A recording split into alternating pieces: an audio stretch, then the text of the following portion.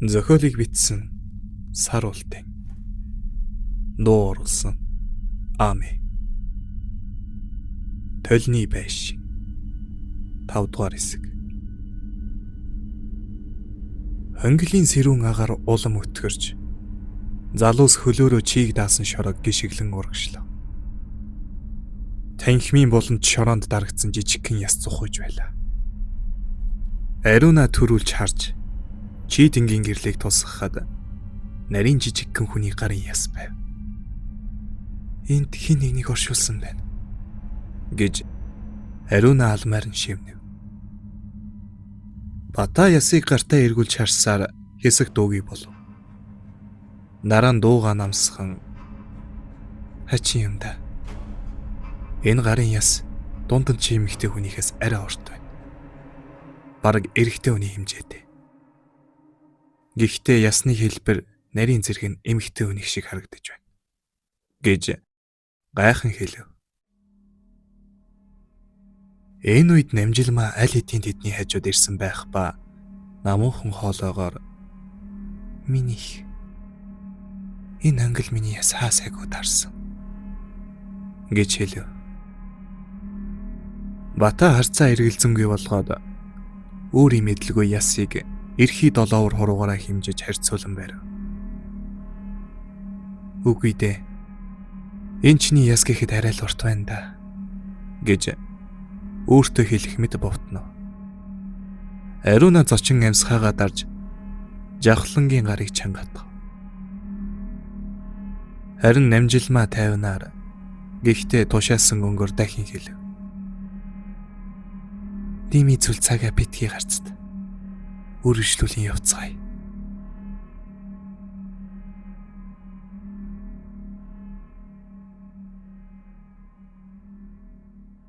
Өглөөний манан уулын билээр суунаглан салхи хамаг биеэр нь сэрүү татах шиг болно.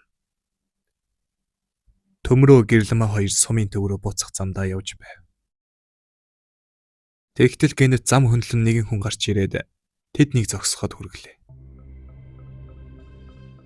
Төмрөө огцом тормоц гიშгэж дугуун шарваж золтой л өнөө хүнийг мөргсөнгүй.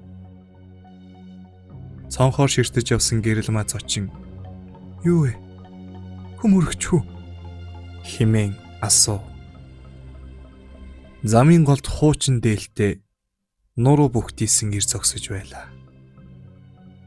Салхинд царайн тодорход тэд хоёр уул түүний нүд рүү анхааралтай ажиглалаа. Өнөө хэр цонхон дээр тулан ирж цонхоо буулгахыг тэдэн рүү дөхөв. Сандарж баламгцсан хоёр бие бие рүүгээ харсны дараа төмрөө үл ялыг цонхоо доош болгов. Өнөө хэр та нар чи яасан дүүрсэн хүмүүс гэхээрээ тэр ёрын байшин тондог болсон вэ?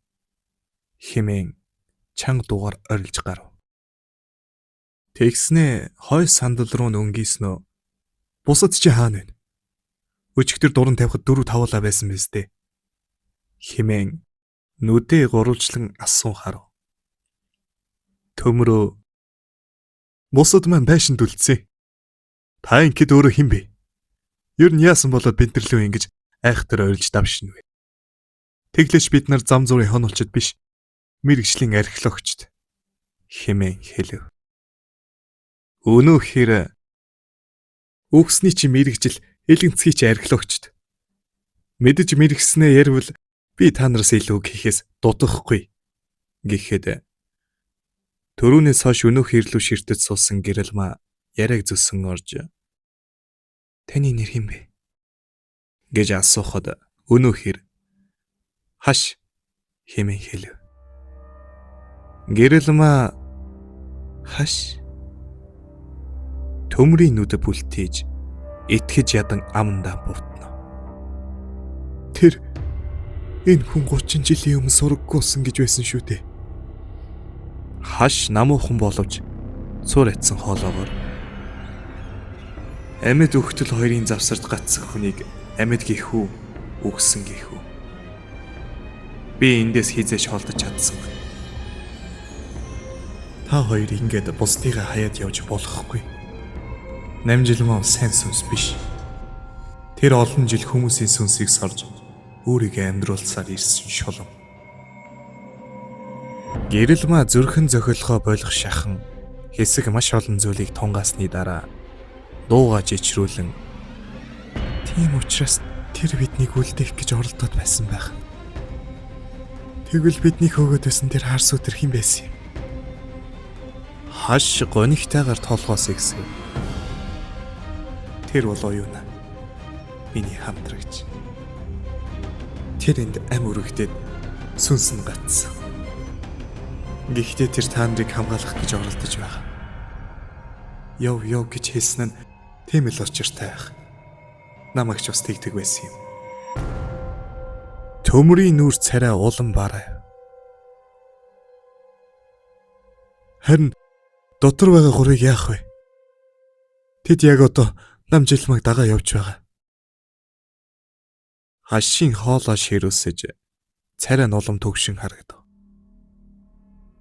Тэгвэл оройтох гэж байна. Авсыг нэвэл намжилмаа бүрэн чөлөөлөв. Тэр цагт зөвхөн та нарын найзууд битгий хэл энэ нутаг бүхэлдээ сүйд бол. Гэрэл маа зөхөрсөн харцаар төмрөө рүү харан. Би тэднийг аврах ёстой.